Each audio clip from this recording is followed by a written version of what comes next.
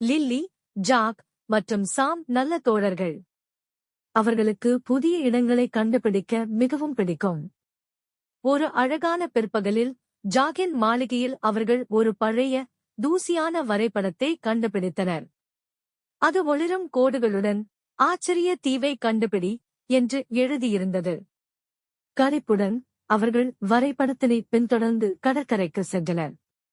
அப்போது அது ஒளிர தங்க நிறத்தில் ஒரு படகு திடீரென தோன்றியது.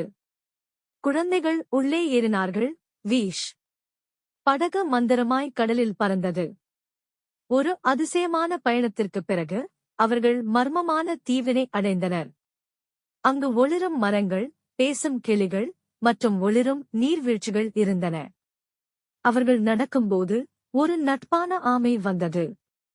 நீங்கள் தேர்ந்தெடுக்கப்பட்டவர்களாக இருக்க வேண்டும். எங்கள் பொக்கிஷம் மறைந்துள்ளது, அதை கண்டுபிடிக்க நம்பிக்கையுள்ள உளவாளிகள் தேவை என்று ஆமை டிகோ கூறியது. வரைபடம் அவர்கள் நட்சத்திரங்களை ஒளிரும் ஒரு குகைக்கும் சேட்டுச் செய்யும் குரங்குகளால் நிரம்பிய காட்டிற்கும் வழி காட்டியது. இறுதியாக அவர்கள் ஒரு பழமையான மரத்தின் அடியில் ஒரு பொன் பெட்டியை கண்டுபிடித்தனர். அதனைத் திறந்ததும் ஒளிரும் ஒளி வந்தது. உலகிலேயே பெரிய பொக்கிஷம் நட்பு, பரிவு மற்றும் சாகசம் என்று ஒரு குரல் கேட்டது. மாலை நேரத்தில் மந்திர படகு அவர்களை வீட்டுக்கு அழைத்துச் சென்றது. இது அவர்களின் மாயமான முதல் சாகசம் மட்டும்தான் என்பதை அவர்கள் அறிவார்கள்.